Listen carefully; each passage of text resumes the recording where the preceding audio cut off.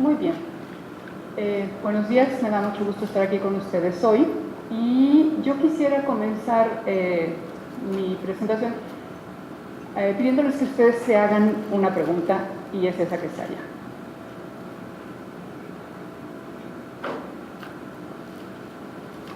Podrían estar en cualquier lado, pero están aquí. Entonces, alguna razón habrá. Les voy a pedir ahora que se hagan otra pregunta.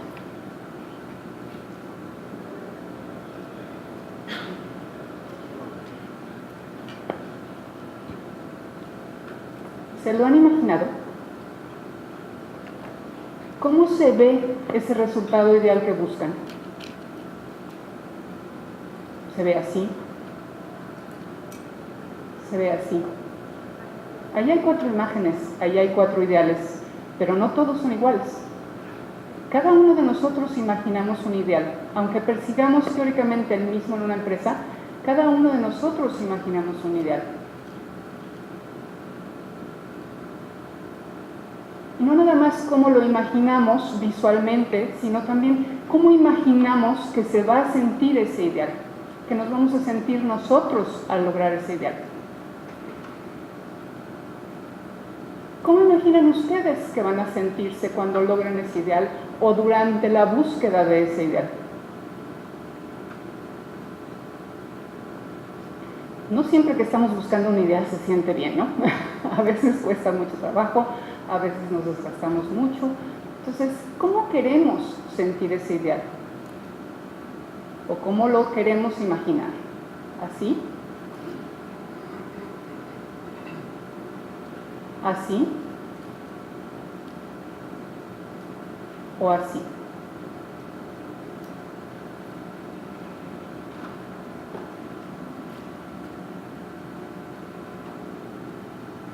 Ahora pensemos, ¿ese ideal que hemos imaginado será realmente el ideal más ideal?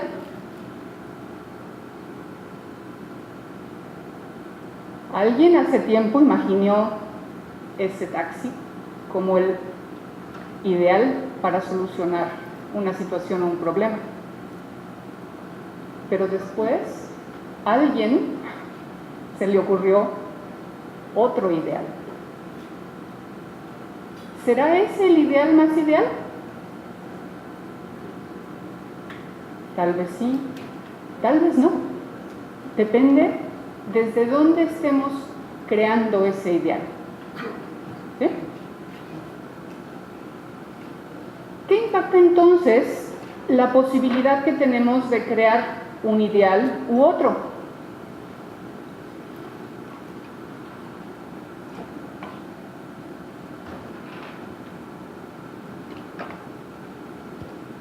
¿Será que nuestras creencias o los acuerdos que tenemos con nosotros mismos, con otros o con los grupos impactan el resultado ideal que podemos imaginar?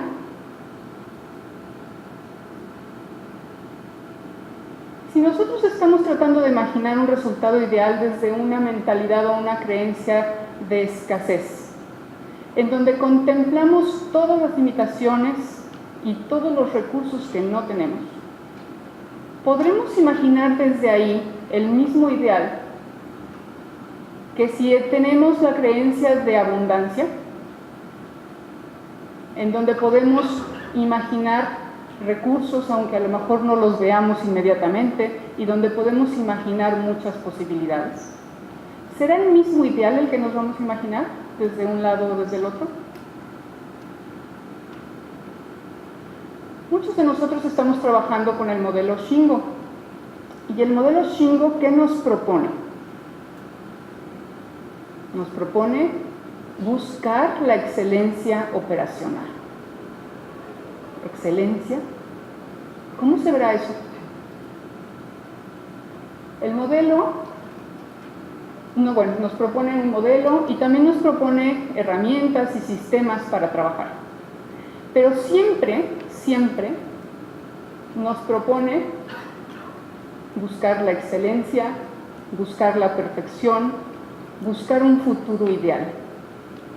Pero no nos dice cuál. Y ningún modelo de mejoramiento continuo nos dice cuál. Nosotros somos los que tenemos que imaginarlo. ¿Cómo se verá? En cada uno de estos casos, ese ideal, esa excelencia, esa perfección.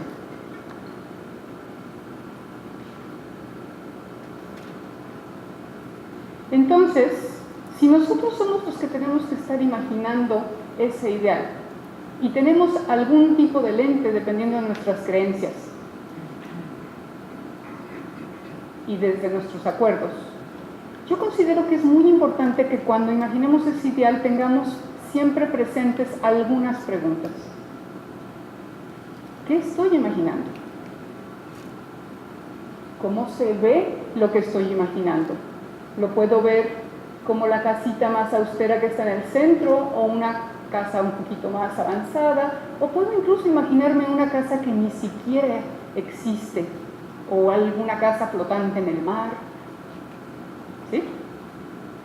Entonces, ¿cómo se ve ese ideal y cómo lo imagino? Y también cómo se siente el ideal.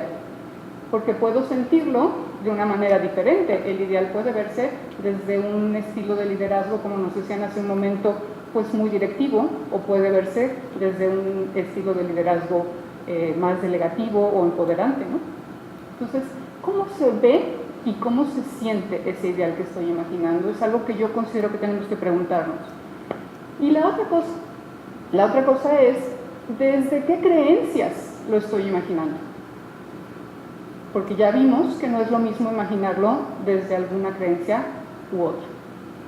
¿Por qué considero yo que esto es muy, muy importante que lo hagamos? Porque hacia donde imaginemos, hacia allá es hacia donde vamos a ir. Porque vamos a tener que hacer un gran esfuerzo para llegar para allá. Porque muy probablemente vamos a invitar a otros a ir con nosotros en ese camino. Pero principalmente porque dependiendo del ideal que imaginemos, de eso depende nuestro futuro, el de nuestra empresa, el de nuestras familias y tal vez también el de nuestro país. Entonces, ¿será importante el ideal que imaginamos?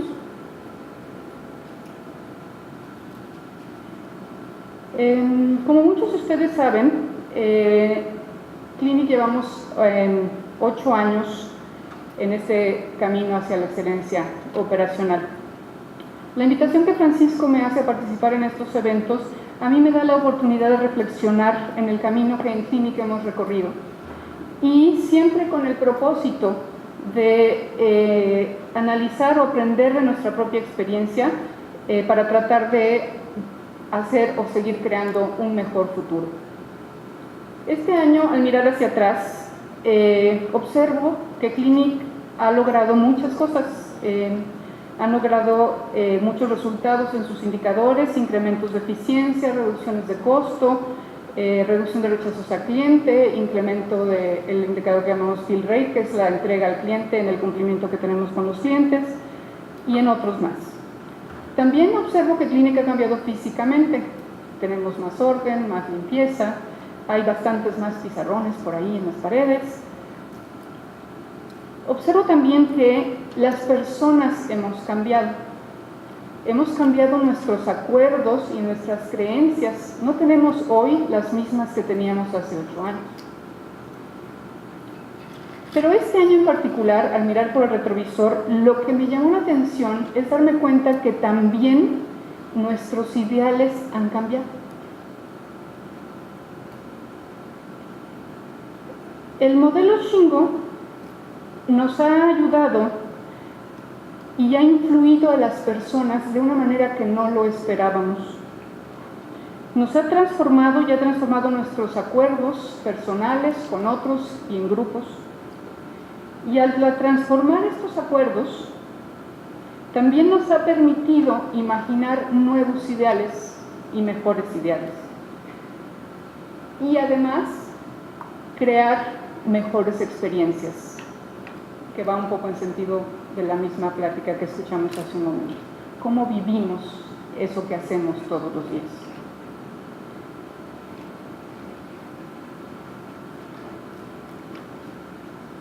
Voy a comenzar por hacer un poquito un recuento de cómo eran esos acuerdos cuando comenzamos en este recorrido.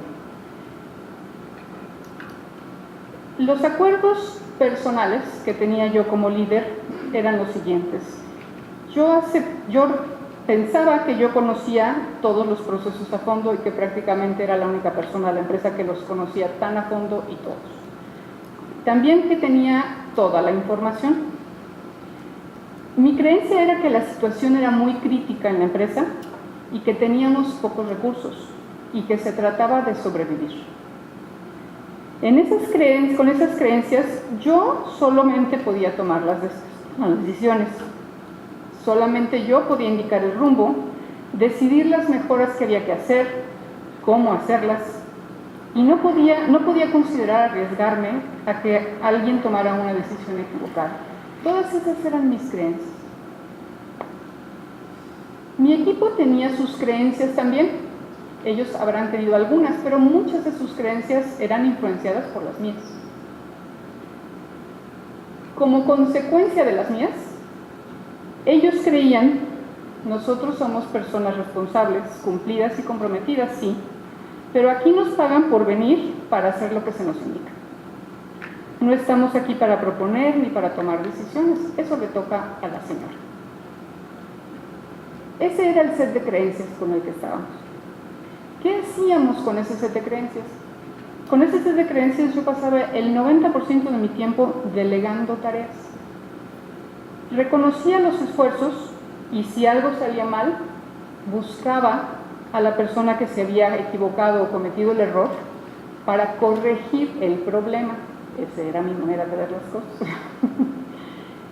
¿Qué hacía el equipo con esas creencias? El equipo lo que hacía era pasar el 90% de su tiempo siguiendo instrucciones, básicamente cooperando con lo que se les pedía y haciendo su mejor esfuerzo. Ahora, ¿cómo me sentía yo con esas creencias y haciendo esas cosas? Pues yo francamente me sentía agotada, me sentía un poco frustrada y me sentía sola. Y estaba empujando una gran piedra sin saber si realmente estaba yo logrando moverla hacia algún lado o no. ¿Cómo se sentía el equipo? El equipo se sentía igualmente agotado, muy desmotivados y un poco desesperados de ver que todo su esfuerzo no necesariamente se concretaba en un resultado o en algún logro.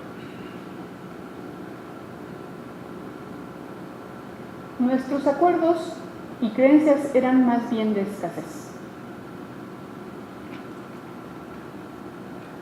Regresamos entonces al modelo Shingo. El modelo Shingo nos propone la excelencia y nos dice que para lograrla necesitamos generar conductas ideales. Nos dice también que para generar conductas ideales tenemos que poder crear y tener sistemas ideales, procesos ideales. Y nos dice que los principios deben informar los sistemas y deben impactar las conductas.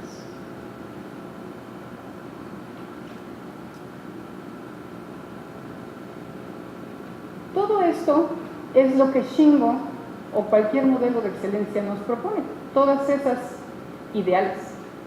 Entonces, lo que voy a tratarles ahora es cuáles de todos esos ideales, con ese sistema de creencias y con esas, cómo estábamos actuando y cómo nos estábamos sintiendo, qué ideales de todos esos podíamos ver o entender. Los que podíamos ver o entender tenían que ver con la parte de la producción y con los procesos. Sí, eso sí podíamos imaginar procesos ideales. Habíamos estado ya trabajando algún tiempo en los procesos y en tratar de mejorarlos, y al escuchar todas las herramientas que tenía este modelo y el sistema Lean, podíamos decir, pues qué padre, porque sí, por ahí podemos hacer mucho y podemos seguir mejorando nuestros procesos.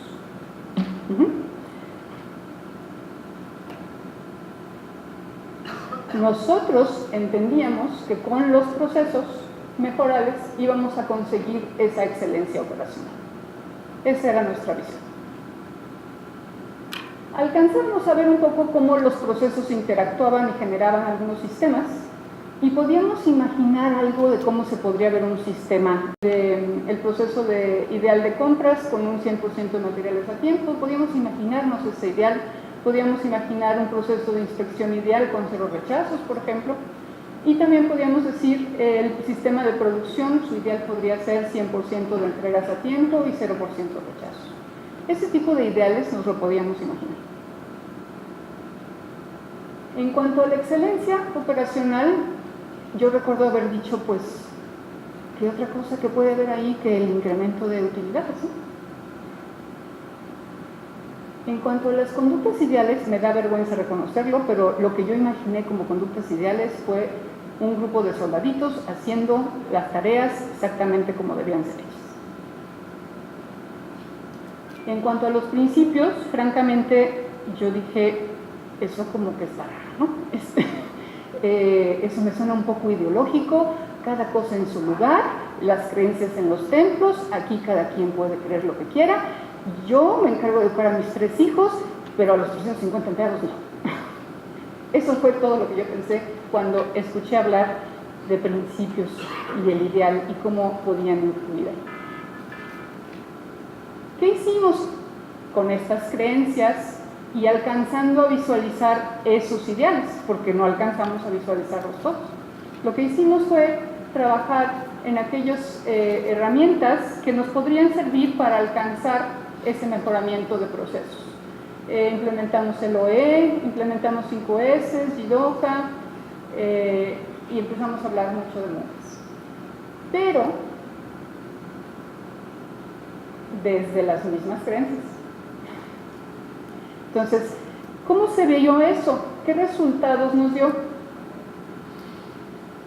Pues sí, que ya teníamos algunos indicadores más, porque inicialmente pues teníamos nada más algunos muy generales de índole financiero, fiscal, y ahora ya teníamos algunos de proceso. Con estas herramientas logramos identificar áreas de oportunidad y rápidamente cosechar algunos frutos bajos. Algunos indicadores empezaron a subir, de los que ya empezábamos a medir. El OE subió, 5S mejoró, Scrap bajó, pero los resultados eran inestables. Y no me quiero detener mucho ahorita ahí, porque el propósito de mi plática tiene que ver con el ideal. Lo que pasó con los acuerdos a raíz de haber implementado esas herramientas es lo que creo que más impactó a la empresa a largo plazo.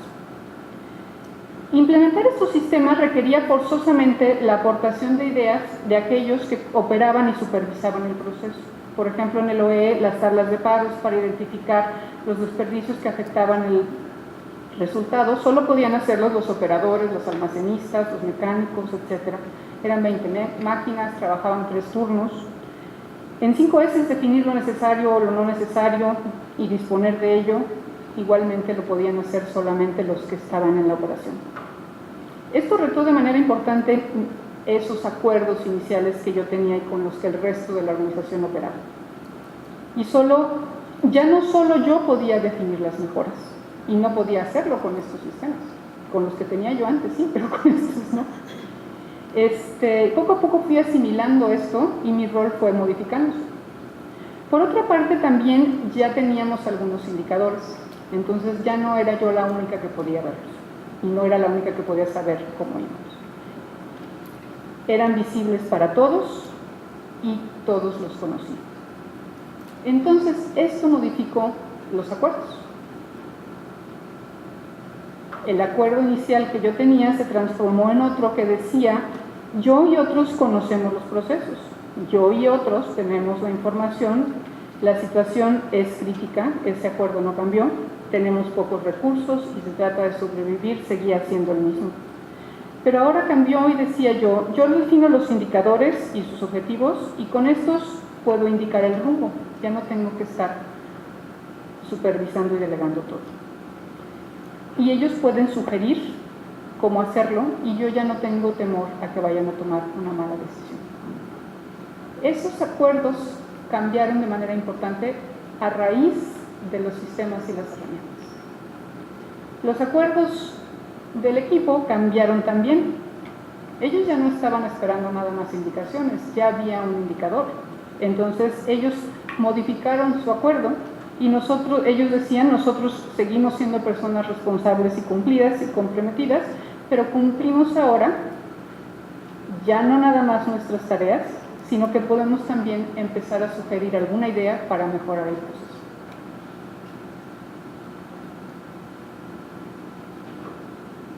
¿Cómo cambió lo que hacíamos? En mi caso, el 90% del tiempo pasó a ser destinado a la definición de las estrategias para mejorar los sistemas, sobre cómo usar las herramientas. Empezamos a coachar un poquitito más, empecé a coachar más a la gente para ampliar su visión, delegando y abriendo toda esa visión que yo tenía y compartiéndola con ellos para que ellos pudieran utilizarla en la toma de decisiones que ellos hacían. Ya no era solamente yo la que reconocía los resultados y ya no se reconocía el esfuerzo, se empezaban a reconocer los avances, los logros y en su momento los resultados en los objetivos que nos habíamos puesto.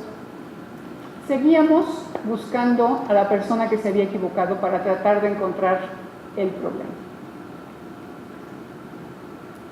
Ellos dejaron de ser nada más cooperadores y empezaron a colaborar, aportando ideas y talento para alcanzar el objetivo. Y también ellos buscaron que el esfuerzo que ellos estaban haciendo fructificara en un resultado concreto. ¿Cómo se sentían estos nuevos acuerdos? Pues yo seguía un poco cansada, pero ya bastante más optimista. Aunque luchaba contra la adversidad, estaba motivada porque tenía ya una visión un poquito más clara de cómo poder seguir avanzando sin claudicar. El equipo también estaba cansado, pero ya no tan fatigado. Estaban luchando contra la adversidad, pero al mismo tiempo estaban optimistas porque empezaban a ver ya los resultados de su esfuerzo en el trabajo.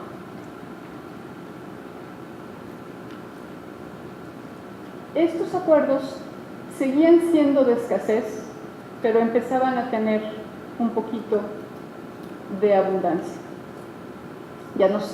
Ya teníamos más recursos, ya veíamos más posibilidades.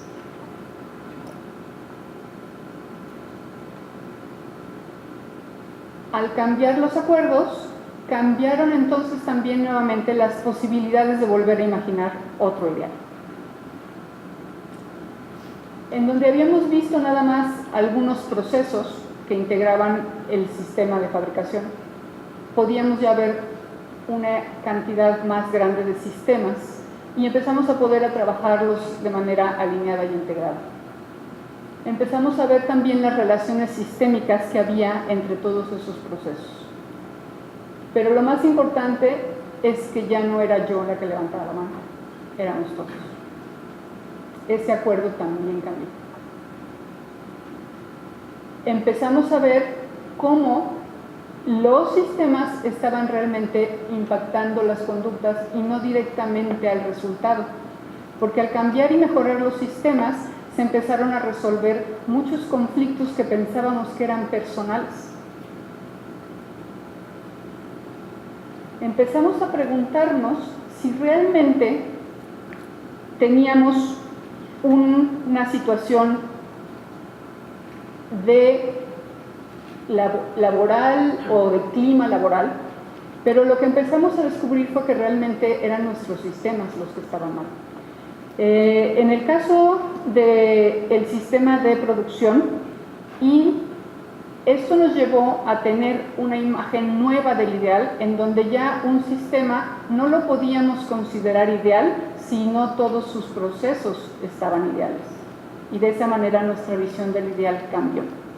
También pudimos ver la interconexión que había entre ellos y al comprender esto nos dimos cuenta que los planes de acción que habíamos estado haciendo de manera aislada para los procesos no estaban dándonos el resultado y entonces empezamos a comprender que un sistema ideal tenía que considerar esas interconexiones y que nuestros planes de acción tenían que ser sistémicos. De esa manera también cambió nuestra visión del ideal. Aprendimos que no es posible imaginar un ideal si no cuentas con indicadores. Entonces, en todos los nuevos sistemas con los que empezamos a trabajar con esas mismas herramientas, empezamos a establecer todos los indicadores. Y el nuevo ideal de un sistema incluía que tuviera indicadores. Antes, eso no era parte de lo que nosotros imaginábamos como un sistema ideal. Aprendimos también que no es posible mejorar si no todas las personas tienen acceso al indicador y no todas las personas lo entienden y no todas las personas lo visitan y ven cómo vamos. Entonces nos dimos cuenta que eso hacía falta y hicimos capacitación para todos esos indicadores que desarrollamos inicialmente, pero también nos dimos cuenta que esta capacitación y esta familiarización de todo el equipo con el indicador eran parte de ese sistema ideal. Entonces, espero que con esto les haya yo podido dar un ejemplo de cómo nuestra visión del ideal fue creciendo y aumentando con el uso de estas herramientas. Tuvimos otro caso, a la hora que empezamos ya a trabajar con sistemas, nos dimos cuenta que uno de los sistemas relacionados que estaba afectando fuertemente el sistema de fabricación y de producción era el sistema de desarrollo de nuevos productos. Ya teníamos para ese entonces una visión más ideal de un sistema ideal. Y comparamos el sistema que teníamos contra esa visión más ideal. Nos pusimos a trabajar y lo que encontramos fue que la cultura de ese equipo que estaba trabajando en ese sistema tenía creencias de mucha escasez. Veían todas las limitantes y veían cómo no se podía. Recurrimos a cosas que tenemos para poder cambiar esas creencias desde base. Recurrimos al pensamiento Kaikaku, recurrimos a la parte de los principios y fue la primera vez cuando empezamos a ver la relación que tenían los principios con los sistemas. Aquello que a mí me parecía completamente esotérico se empezó a volver como mucho más concreto. Cuando teníamos que imaginar un sistema ideal de desarrollo de productos, empezamos a utilizar todos los principios de mejoramiento. Igual que como se usaban en producción, calidad en el origen, el flujo, todos esos principios los empezamos a utilizar en las discusiones que tenía el equipo para ayudarlos a desatorarse de esa visión de escasez y que pudieran imaginar una visión de más abundancia desde la cual pudieran estar imaginando un ideal más ideal para su sistema. Entonces, todos estos impactos de cómo los ideales fueron evolucionando, se fueron aplicando no nada más al sistema de producción, sino se fueron aplicando a los demás sistemas que fuimos desarrollando. Y eso fue lo que nos dio la claridad, o nos empezó a dar claridad, ya no nos parecía tan esotérico, tan raro. Ya empezamos a entender cómo es que el modelo Shingo propone estos principios y cómo sustentan a esos sistemas ideales. Empezamos a entender la relación también que tenían con las conductas, porque cuando estábamos en alguna junta en donde alguna persona tratando de mejorar el sistema de proyectos o de desarrollo de productos, alguna persona recurría a alguna propuesta o no veía algo posible, o alguna de sus conductas no contribuía, o de sus creencias no contribuía a mejorar el sistema, regresábamos a todas estas principios y conceptos y creencias y acuerdos y los revisábamos, y eso desatoraba la conducta de la persona, y entonces pudimos empezar a ver cómo se veían o cómo pudimos empezar a imaginar ideales de esas conductas, y pudimos empezar a decir, bueno, un ideal es una conducta ideal es aportar ideas. Pudimos empezar a reconocer logros, puede ser una conducta ideal. Pudimos buscar cómo sí se puede, es una conducta ideal. Seguimiento en el trabajo estándar es una conducta ideal. Todo lo que estuvimos haciendo, mejorando los sistemas, utilizando los principios, nos ayudó a empezar a ver o a imaginar esas conductas ideales. En cuanto a la excelencia operacional, seguíamos sin poder imaginar un ideal. ¿Qué hicimos después? Y lo que hicimos después lo pudimos hacer porque las creencias se habían modificado y porque habíamos podido ya imaginar un nuevo ideal. Si no, no lo hubiéramos podido hacer. Empezamos entonces a trabajar con toda la parte de la empresa y los sistemas que no teníamos en cuanto a la parte de planeación estratégica y sus herramientas, el Balance Scorecard, el Coaching Country, la gerencia visual, los BCMs. Hicimos también, como parte de la planeación estratégica, un análisis de interacción dinámica de las relaciones que teníamos y los procesos en la empresa. Y con todo eso, empezamos a lograr cosechar los frutos más altos, tuvimos más indicadores, los resultados continuaban subiendo, pero ahora ya lográbamos que fueran un poquito más estables.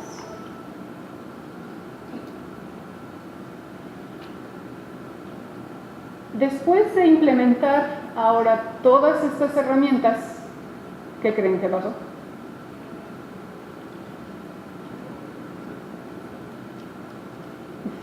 Pues que los acuerdos y las creencias volvieron a cambiar.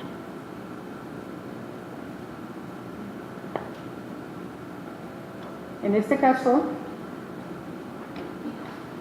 en el caso anterior, yo pude ya compartir con el resto de la organización todos los indicadores de proceso. Después de este segundo esfuerzo, lo que pude compartir con el resto de la organización fueron todos los resultados y la información de la empresa.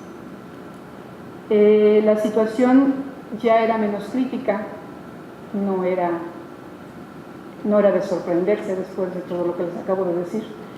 Sentíamos que teníamos mucho más recursos disponibles y todo eso era principalmente porque la cantidad de manos, cabezas y corazones que estaban aportando a la organización ya era mucho más grande. Y ya no pensábamos que se trataba de sobrevivir.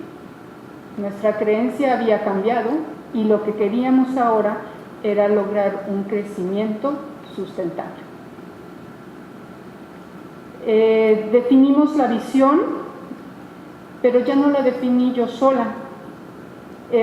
Hicimos la planeación estratégica, definimos los indicadores si nos hacían falta en todos esos procesos que dijimos y sistemas que implementamos, y también definimos juntos el objetivo.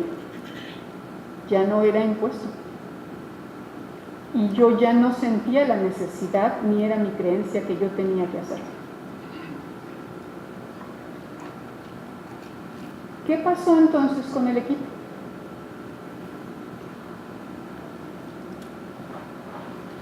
El equipo ya no nada más colaboraba, el equipo ya co-creaba, porque ya creaban junto conmigo la visión de futuro de la empresa, creábamos juntos los indicadores. Sí queda clara la diferencia entre cooperar, colaborar y co-crear. Son brincos muy, muy importantes en el sistema de acuerdos y creencias que podemos tener. El 90% de mi tiempo lo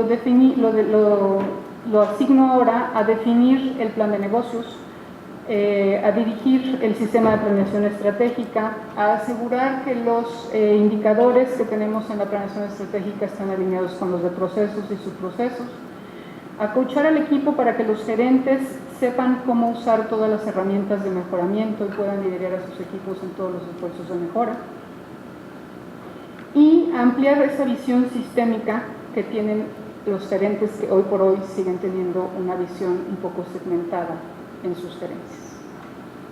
El uso de mi tiempo cambió radicalmente en función de mis creencias. ¿Cuáles eran ahora las creencias del equipo? Ellos mejoraban, ellos ya se dedican a mejorar, el 90% a mejorar los sistemas. definen los objetivos de los indicadores y cómo van ellos a hacer esa mezcla de sus indicadores para poder alcanzar los otros objetivos de resultados generales que nos pusimos ya como equipo. Ellos generan conductas ideales y son conscientes de ello porque saben que al mejorar los sistemas, utilizando los principios, generan las conductas ideales que ellos desean. Y si algo falla, ya nadie busca a la persona que falló. Ahora todos buscamos qué sistema falló y por qué y en dónde. El sistema de creencias cambió también lo que hacemos en ese sentido.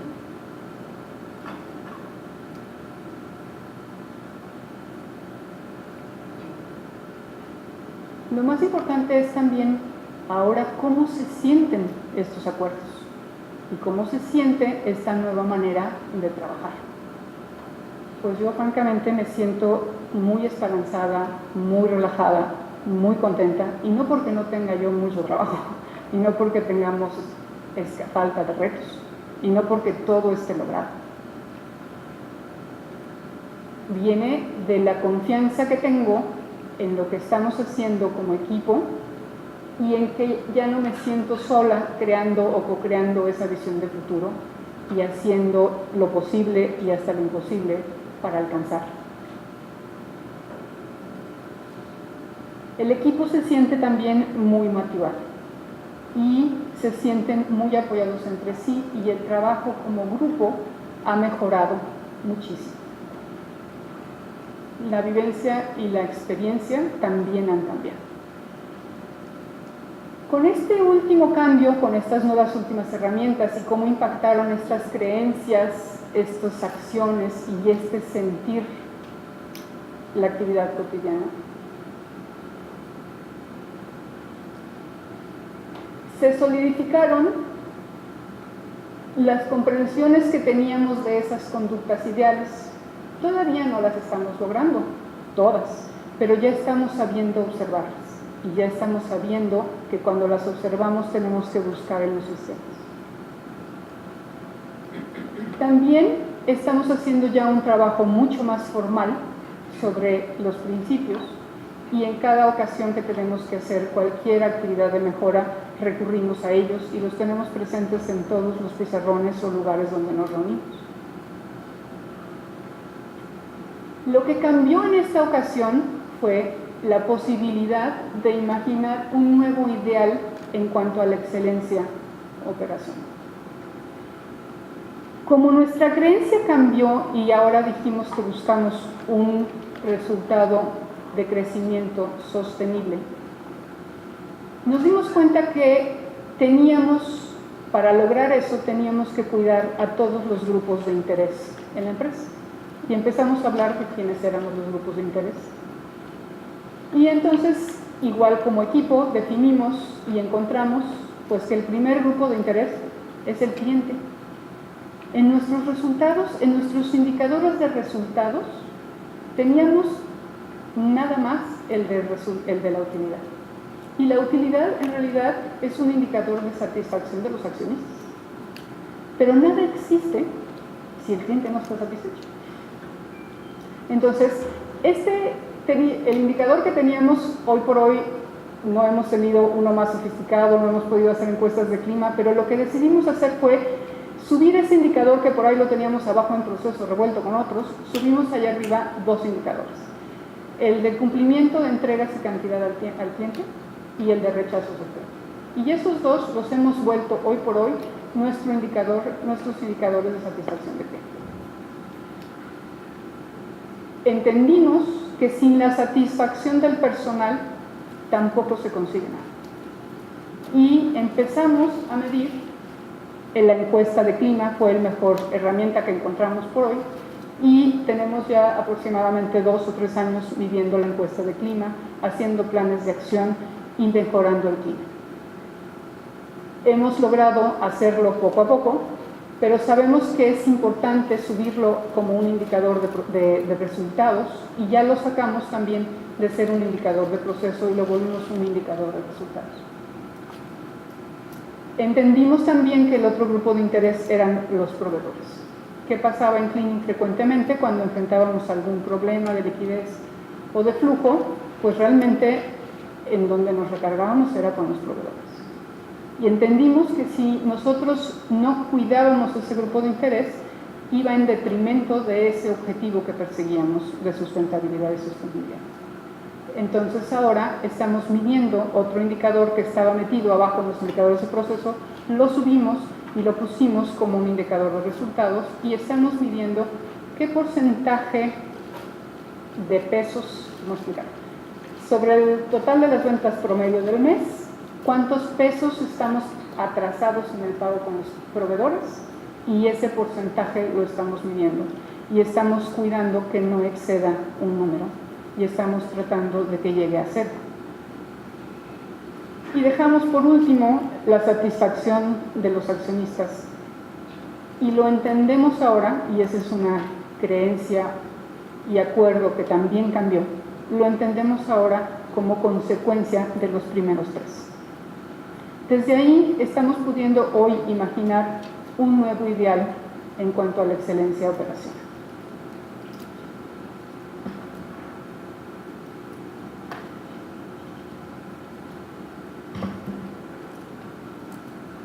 Einstein nos dijo que los problemas no se pueden resolver usando los mismos razonamientos con los que los creamos.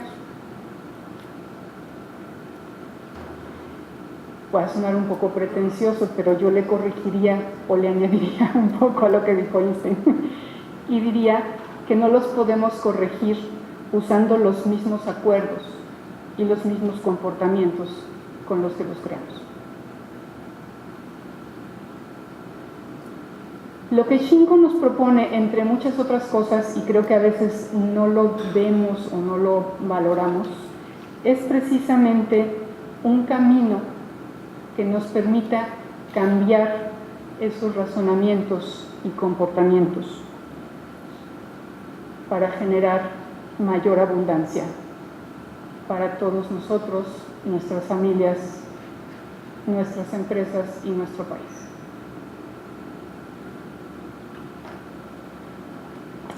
Yo espero que este recorrido de Clinic que he compartido con ustedes hoy les sirva como inspiración para que ustedes puedan echar a volar la suya, su imaginación y visualizar ese nuevo y mejor ideal. Y no nada más poderlo ver, imaginar cómo lo veo, sino también poder imaginar cómo se puede sentir. Muchas gracias.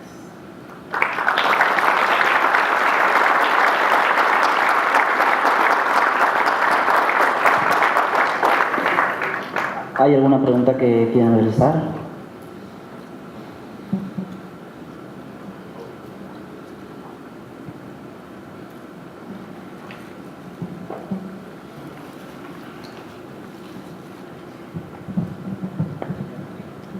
¿Qué tal? Buenos días, Ramón Martínez de Schnellecke Logistics. La pregunta, bueno, tú hablabas de una implementación del sistema y bueno, aquí quisiera saber ¿qué cantidad de recursos involucró este cambio? ¿En cuántos tuviste que influir y cuál fue el tiempo de lograr este cambio, ¿no? A lo mejor, obviamente, hay todavía áreas de oportunidad y demás, pero en general, ¿qué tiempo tomó y a cuánta gente, sobre cuánta gente influir, ¿no? Sí, este recorrido, como les comenté hace rato, nos ha tomado hasta hoy 8 años y sabemos que es un camino que va a durarnos todo lo que dure la empresa. Y en este caso, pues ya, a mí personalmente, yo sé que ya es un camino para, un proyecto y un camino para el resto de mi vida. Entonces, sí no es algo, o sea, creo que muchos de nosotros empezamos con esta visión de los sistemas y las herramientas, y los que, cuando has trabajado con ellos a lo largo de muchos años, te vas dando cuenta de realmente el valor que yo le veo hoy a todos estos. No es tanto si se implementa muy bien, por ejemplo, las ideas A2 o el sistema tal como dice la receta o no, sino es más bien qué impacto estamos logrando con estos sistemas en la cultura y en las creencias y en los comportamientos. A nivel de recursos, la empresa Clínica es una empresa pequeña, es una empresa familiar y normalmente andamos más bien escasos de recursos. Entonces, no es algo que ha tomado recursos más allá de lo que una empresa pequeña y familiar como la nuestra tiene. Siempre hay maneras de hacerlo. Yo personalmente estoy muy agradecida con todo el apoyo que Francisco nos ha dado, buscando siempre alguna manera de hacernos caber en algún programa o en alguna otra cosa que tiene con algunas de las empresas más grandes. Eso nos ha ayudado. A nivel de cuántas personas han participado en este esfuerzo, como yo te comenté al principio, pues era un poquito como esta visión personal que yo tenía y la necesidad que yo sentía en algún momento de formarme sobre esto y empezar a actuar. Conforme los sistemas fueron implementándose, el número de creyentes fue creciendo y desde ahí el esfuerzo ahora, pues yo te podría decir que conscientemente día a día trabajan en esto y pues aproximadamente 20 personas de casi 200 que somos ahorita. Pero ya es una vivencia y ya son cosas que empiezan a hacer como las ondas en el agua, que empiezan a repercutir, ¿no? ¿Alguna otra pregunta? ¿Qué tal? Buenos días. Gilberto Montes, Daimler Vehículos Comerciales México. Lourdes, escucho en tu conversación no menos de 3 o 4 ocasiones que hablas del tema de las creencias. ¿Cuáles fueron esos retos a los que te enfrentaste en su momento? Si entiendo, también había personas de diferentes, edades. ¿Cuáles fueron los retos y cuál crees que haya sido la clave para poder trabajar con el tema de creencias? Sí,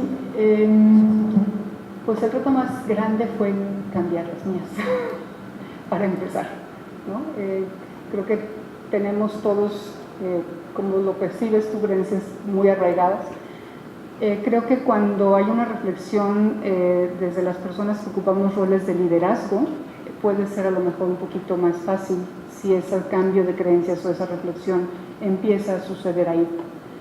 Pero tampoco es necesariamente más fácil. Yo he enfrentado o siento situaciones en donde yo siento que mis creencias ya han cambiado y sin embargo el sistema de creencias que a veces percibo en mi equipo, siento que no ha cambiado tan acorde a como yo a veces siento que he cambiado de mí, ¿no? Entonces, sí toma un tiempo, no es fácil. A mí lo que me ha ayudado muchísimo es entender esto que propone Shingo de cómo la excelencia está relacionada con las conductas y las conductas con los sistemas y los sistemas con los principios. Desde que yo comprendí eso yo lo escuché por primera vez hacia el fan de la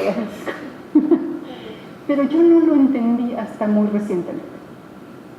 Entonces, en el momento en el que yo realmente entendí eso me facilitó a mí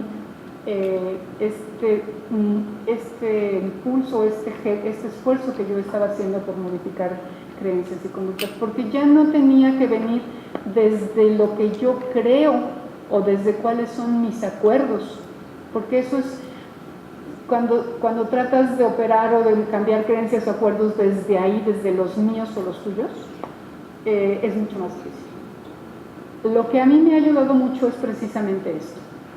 Yo no me meto a tratar de cambiar creencias o acuerdos si hay un resultado que está funcionando. Pero si no está funcionando y no estamos logrando un resultado, alguna conducta no está funcionando, algún sistema no está funcionando. Y ahora, ¿qué creencia no está funcionando? Entonces, por ejemplo, más recientemente estuve trabajando con la persona de recursos humanos que está liderando el sistema de ideas A2, que es un sistema con el que en Clínica hemos batallado mucho. A pesar de que hemos logrado todo este cambio cultural, seguimos batallando mucho porque pues la gente no pone ideas. Entonces estaba yo discutiendo con él un poco, pues vamos a revisar el sistema, porque la excelencia la vamos a lograr entre más contribuciones de ideas hay. Y entonces la conducta que estamos teniendo no es la ideal. Entonces, el sistema que debería estar generando esas conductas, pues es el sistema de ideas A2, de mejor. Entonces, pues vamos a entrar al sistema, vamos a abrirlo. Vamos a ver qué tipo de acuerdos y qué tipo de principios tiene ahí. Y vamos a rediseñarlo y a mejorarlo desde ahí. Entonces, el principio de respeto y de liderazgo con humildad son principios base del modelo de China. ¿Qué estamos encontrando a la hora que estamos entrando a revisar ese sistema? Pues que realmente no está modelado o diseñado considerando esos principios, porque liderazgo con humildad pues no lo hay por ningún lado en ese sistema como lo tenemos diseñado hoy. El empleado tiene que verdaderamente gritar y demostrar 6 veces que su idea vale la pena antes de que lo escuchemos, como está diseñado el sistema hoy.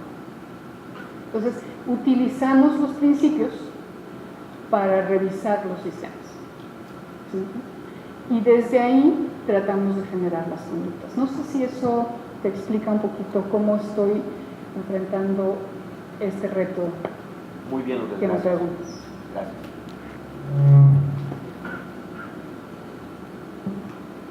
Pues, Lourdes Garay, agradecerte mucho tu participación en este quinto encuentro de Empresas Lean, con tu conferencia que a todos nos ha dejado un gran valor agregado acerca de los principios, sistemas y herramientas. Y a nombre de NES Consultoría te entregamos este reconocimiento, por lo que les pido a todos ustedes un gran aplauso para Lourdes Garay. Muchas gracias.